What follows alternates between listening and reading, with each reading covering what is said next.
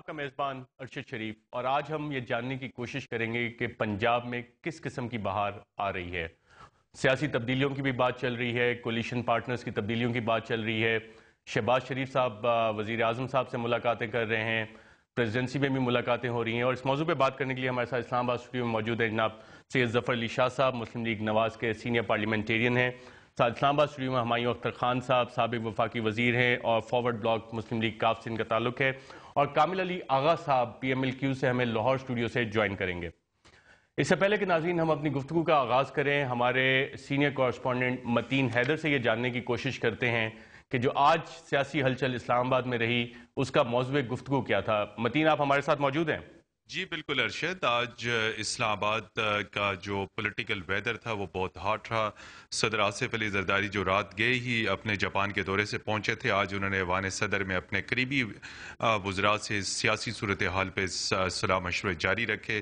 ایوان صدر میں انہوں نے وزیر داخلہ رحمان ملک، وزیر قانون بابر اعوان اور اس کے علاوہ کچھ پارٹی لیڈرز کو طلب کیا تھا، اور ان سے جو پنجاب میں جو لیٹسٹ جو پولیٹیکل سچویشن ہے اس پر تبادلہ خیال کیا، اور جو وزراء تھے ان سے انہوں نے بریفنگز لیں کہ اب تک کی جو مسلم لیگ نون کے ساتھ ان کی جو بات چیت ہوئی ہے اس حوالے سے کیا پیش رفت ہے۔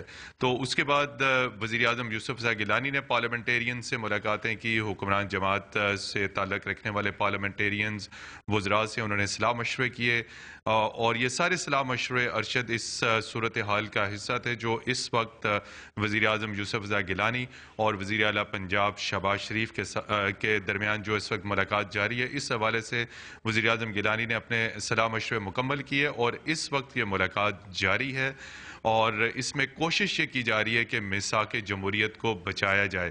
وزیر اعظم گیلانی نے دو ٹوک الفاظ میں کہا کہ ہم میثاق جمہوریت کو بچانا چاہتے ہیں، اور میثاق جمہوریت میں جتنے فیصلے تھے ان میں سے اکثریت پر عمل ہو چکا ہے۔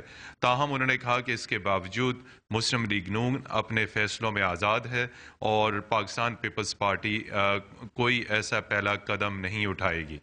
تھینک یو ویری مچ متین حیدر۔ ظفر علی شاہ صاحب، آپ نے سنا پنجاب میں ہو کیا رہا ہے اس وقت جو اتنی سیاسی ہلچل اسلام آباد میں پھیلی ہوئی ہے؟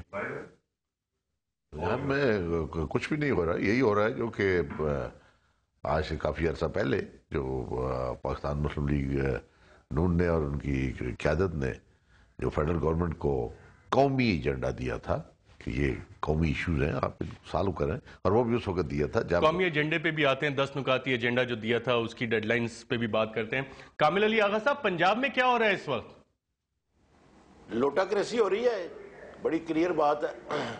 یہ میثاق جمہوریت کی آج بات کر رہے ہیں، میثاق جمہوریت کی۔ میں تو پہلے بھی کہتا ہوں کہ یہ مذاق جمہوریت تھا، اور یہ میثاق جمہوریت کا انہوں نے جس طریقے سے جنازہ نکالا ہے، آپ دیکھ لیں کہ پنجاب کے اندر کس طریقے سے یہ اخلاقیات کی بات کرتے تھے، اصولوں کی بات کرتے تھے۔ یہ لوٹا کریسی کر کون رہا ہے پنجاب میں؟ مسلم لیگ نون کر رہی ہے۔ پہلے انہوں نے جاتی عمرہ میں کھولا ہوا تھا، لوٹا فیکٹری کھولی ہوئی تھی، اب انہوں نے اسمبلی چیمبر کے اندر کھول دی ہے۔ اور سپیکر، میں کہتا ہوں کہ پاکستان کی تاریخ میں کیا، دنیا کی تاریخ میں سپیکر ہمیشہ کوشش کرتا رہتا ہے کہ وہ اپنے آپ کو غیر جانبدار ثابت کرے۔ یہ واحد سپیکر پنجاب اسمبلی ہیں کہ جنہوں نے چیمبر کے اندر بیٹھ کے، دیکھیں یہ جس درخواست کے اوپر علیحدہ پارلیمانی لیڈر ریکوگنائز کر رہے ہیں، وہ تو درخواست ہی بوگس ہے۔ اس میں جن لوگوں نے دستخط کیے ہیں وہ ان میں سے 3 جو ہے انہوں نے درخواست دی ہے اسپیکر کو کہ جناب یہ ہمارے دستخط نہیں ہے، یہ جعلی دستخط کیے ہوئے ہیں، یہ جنہوں نے درخواست پیش کی ہے ان کے خلاف۔ ان تفصیلات کی طرف بھی آتے ہیں۔ ہمایوں اختر خان صاحب، یہ لوٹا کریسی کا ذکر کیا، یہ کون لوٹا ہے آپ کے خیال میں؟ ہارون صاحب سے اجازت مانگ چاہتے ہوئے سر صرف 1 سیکنڈ سے بڑی زیادتی کی آپ نے، مطلب میرا سوال مکمل ہوا ہی نہیں، جواب میرا یعنی بالکل پہلے مراد میں تھا، آپ لاہور چلے گئے 10 نکاتی ایجنڈے پہ۔ نہیں، ساری ٹوچے مجھ سے سوال آپ نے کیا کہ پنجاب میں کیا ہو رہا ہے، میں بتا رہا تھا کہ پنجاب میں کیا ہو رہا ہے، آپ سیدھے لاہور چلے گئے۔ ارشد صاحب ویری ساری اچھا چلیں آپ اب بتا دیں۔ میں کچھ بھی نہیں بتاتا، ویری ساری اتنا بڑا ادارہ اور اتنا بڑے یہ تو اس طرح، یہ میں تو عادی تھی اس بات کا۔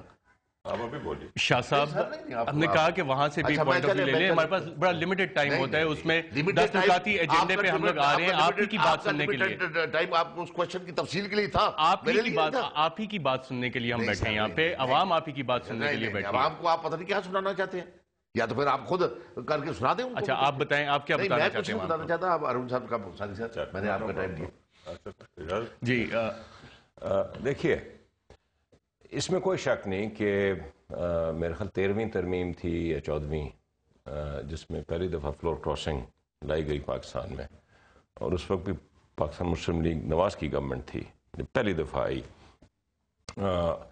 17th امینڈمنٹ میں وہ دوبارہ, آپ کو پتہ ہے لیگل فریم ورک آرڈر ہوتا تھا, اور یہ جو پیٹ رائٹس وغیرہ بنے یہ 17ویں ترمیم سے پہلے بن گئے, تاکہ 17ویں ترمیم میں دوبارہ سے فلور کراسنگ کی شکیں لائی گئیں, اور 18ویں میں تو ان کو مزید کنسالیڈیٹ کیا گیا. دیکھیے, یہ بلوچستان میں بھی ہوا, کاف کے 20 آدمی توڑے گئے 2008 کے الیکشن کے بعد, اور یہ اب بھی ہو رہا ہے. اب جمہوریتوں میں یہ فنامنا ہوتا ہے, اور میں مثال دوں گا انڈیا کی. انڈیا میں فلور کراسنگ موجود ہے, لیکن انڈین لاء کہتا ہے کہ اگر پارلیمنٹری پارٹی کی میجورٹی ایک فیصلہ کرے تو وہ کر سکتے ہیں. لیکن پاکستان کی جوڈیشل ہسٹری میں ابھی تک اس کا کوئی پریسیڈنس نہیں ہے. پاکستان کی جوڈیشری کہہ سکتی ہے کہ 100% بھی اگر فیصلہ کریں تو وہ فلور کراسنگ ہے, یا ایک بھی جائے تو وہ بھی فلور کراسنگ ہے. اٹ از ٹوٹلی انٹیسٹڈ ان پاکستان. تو ابھی پنجاب اسمبلی میں جو ہوگا سو ہوگا, لیکن میں اس پہ جوڈیشری میں بہت ایکٹیویٹی دیکھتا ہوں. اس کی ابھی پریسیڈنٹ سیٹ ہوگا جوڈیشری میں کہ آیا جوڈیشری اس پہ کیا فیصلہ کرتی کو کس طرح دیکھتی ہے. ناظرین, یہاں پہ ہم ایک چھوٹا سا وقفہ لیتے ہیں, اور وقفے کے بعد جب واپس آئیں گے تو ظفر علی شاہ صاحب سے یہ جاننے کی کوشش کریں گے کہ جو الزامات لگے لوٹا کریسی کے, اور پی ایم ایل کیو کو ہی کیوں ٹارگٹ کیا جا رہا ہے. ایک وقفے کے بعد.